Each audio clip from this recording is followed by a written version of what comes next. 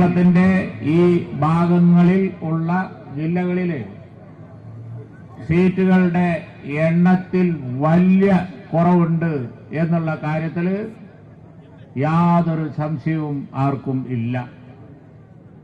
വാർത്താമാധ്യമങ്ങൾ തന്നെ അതിന്റെ കണക്കുകൾ എടുത്ത് അടിക്കടി പ്രസിദ്ധീകരിച്ചുകൊണ്ടിരിക്കുകയാണ്. അതുപോലെ തന്നെ രാഷ്ട്രീയ പാർട്ടികൾ ഞങ്ങൾ മാത്രമല്ല, എല്ലാവരും മത സാമൂഹ്യ സാംസ്കാരിക സംഘടനകൾ തുടങ്ങി നിഷ്പക്ഷമായി ചിന്തിക്കുന്ന എല്ലാവരും ഉച്ചത്തിൽ പറഞ്ഞുകൊണ്ടിരിക്കുന്ന ഒരു കാര്യം, കേരളത്തിന്റെ ഈ ഭാഗങ്ങളിലൊന്നും, ഈ പറഞ്ഞ ജില്ലകളിലൊന്നും, മലപ്പുറം പോലുള്ള ജില്ലയിൽ, കോഴിക്കോട് പോലുള്ള ജില്ലകളിലൊക്കെ വമ്പിച്ച കുറവാണ്.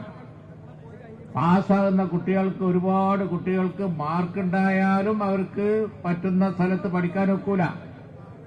അപ്പൊ ഗവൺമെന്റ് ചെയ്യുന്ന എന്താന്ന് വിചാരിച്ചാൽ സീറ്റുണ്ട് എന്നും പറഞ്ഞ് എയ്ഡഡ്, അൺഎയ്ഡഡ്, അതുപോലെ തന്നെ മറ്റുള്ളത് ഡിപ്ലോമ, അതുപോലെ പല സ്റ്റേറ്റ് സീറ്റ് ഒട്ടാകെ കൊടുക്കേണ്ട, നിർബന്ധമായി കൊടുക്കേണ്ട, മെറിറ്റ് കൊടുക്കേണ്ട, എല്ലാം കൂടി ഒരു കണക്കെടുത്തിട്ട് പബ്ലിഷ് ചെയ്ത് ആളെ ഫൂളാക്കണ പരിപാടിയാണ്.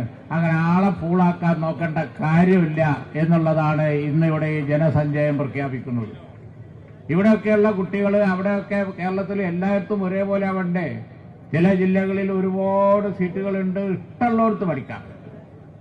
എന്നാൽ ബാക്ക്വേർഡായ ഈ ജില്ലകളിലൊക്കെ സീറ്റിന് കുറവുള്ളിടത്തൊക്കെ നിങ്ങൾ എവിടെയെങ്കിലും പോയി പഠിച്ചാൽ മതി, എവിടെയെങ്കിലും, എന്തിനായാലും തിരക്കല്ല, അവർക്ക് പോയി പഠിച്ചാൽ മതി എന്നൊക്കെയുള്ള ഒരു നിലപാടാണ് ഗവൺമെന്റ് എടുക്കുന്നത്. ഇത് ശരിയല്ല.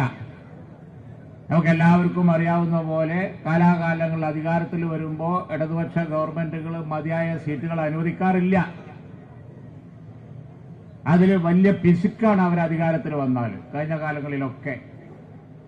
എന്നാൽ UDF അധികാരത്തിൽ വരുമ്പോൾ ആവശ്യമായ സീറ്റുകൾ ഈ ജില്ലകളിലൊക്കെ അനുവദിക്കും. എനിക്കിപ്പോഴും മനസ്സിലായില്ല എന്താണ് മലബാറിലെ ഈ ജില്ലകളിലൊക്കെ അവരിങ്ങനെ പിശുക്ക് കാണിക്കുന്നത് എന്നുള്ളത് ഒരിക്കലും മനസ്സിലായിട്ടില്ല.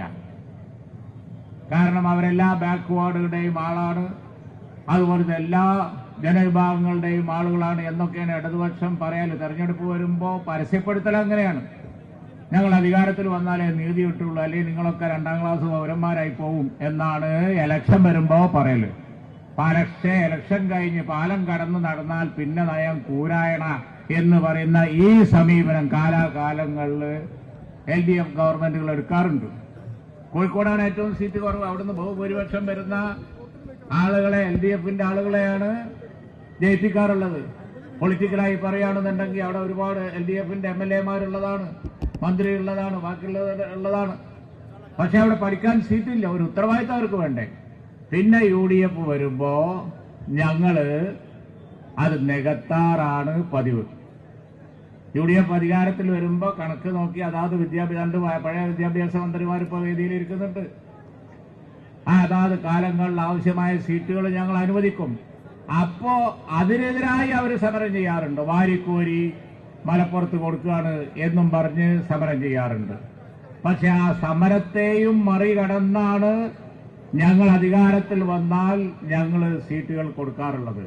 ഇനി വലിയ താമസമൊന്നുമില്ല, ആർക്കും ഒരു സംശയം വേണ്ട. UDF അധികാരത്തിൽ വന്നാൽ ഞങ്ങൾ കൊടുക്കുകയും ചെയ്യും, യാതൊരു സംശയവും ആർക്കും വേണ്ട. പക്ഷെ ഇപ്പൊ പഠിക്കണ്ടേ കുട്ടികൾക്ക്? ഇപ്പൊ അധികാരത്തിൽ ഇരിക്കുന്നത് നിങ്ങളല്ലേ? അപ്പൊ ഇതിനുള്ള ഒരു പരിഹാരം നിങ്ങൾ കാണണ്ടേ? പരിഹാരം ഒരു കണ്ടേ പറ്റുള്ളൂ. എന്നോട് ഇന്നലെ പത്രക്കാർ ചോദിച്ചു, പത്രക്കാരെന്ന് പറഞ്ഞത് എന്താ ചോദിച്ചതെന്ന് വെച്ചാൽ കൊടുക്കൂല എന്നാണല്ലോ പറയുന്നത്, പിന്നെന്താ ചെയ്യാ? അങ്ങനെയുണ്ടോ ഒരു നയം? അങ്ങനെ ഒരു നയമില്ലല്ലോ. ജനങ്ങളെ നോക്കി അവർ ന്യായമായ കാര്യങ്ങൾ പറയുമ്പോൾ ജനാധിപത്യ സംവിധാനത്തിൽ നിങ്ങൾക്ക് തരൂലാന്നാ പറയുന്നത്, നിങ്ങൾ എന്താ ചെയ്യാന്ന് ആരെങ്കിലും ചോദിക്കാറുണ്ടോ? കഴിഞ്ഞ കാലങ്ങളിൽ ഞങ്ങളൊന്നും ചോദിച്ചിട്ടില്ല. അങ്ങനെ ചോദിച്ചവരൊക്കെ മുട്ട് മടക്കിയിട്ടേ ഉള്ളൂ, ഒരു സംശയവും ആ കാര്യത്തിൽ വേണ്ട. ഞങ്ങൾ ഇപ്പോൾ ഉദ്ദേശിക്കുന്നത്, നേരത്തെ ഹമീദ് ഇവിടെ പറഞ്ഞതുപോലെ ഇന്ന് ധർണ മാത്രമേ ഉള്ളൂ. സമാധാനപരമായിട്ടാണ് ഈ ധർണ. MSFന്റെ പ്രവർത്തകന്മാരുണ്ട്, യൂത്ത് ലീഗിന്റെ അവരോടൊക്കെ ഞാൻ പറയാണ്, ഇന്ന് നമ്മൾ റിസൾട്ട് ഓറിയന്റഡ് ആയിട്ടുള്ള ഒരു സമരമാണ്. ഈ ധർണ ജനങ്ങളുടെ വികാരം അത് ഇവിടെ പൊതുസമൂഹത്തെ അറിയിക്കാനാണ്. വാർത്താമാധ്യമ പ്രതികളുണ്ട്, ഞാൻ ഈ +2ന്റെ സംഭവം ഞങ്ങളൊക്കെ അടിക്കടി അവരോട് സംസാരിച്ചുകൊണ്ടിരിക്കുന്നുണ്ട്. അവർക്കൊക്കെ ബോധ്യമുണ്ട്.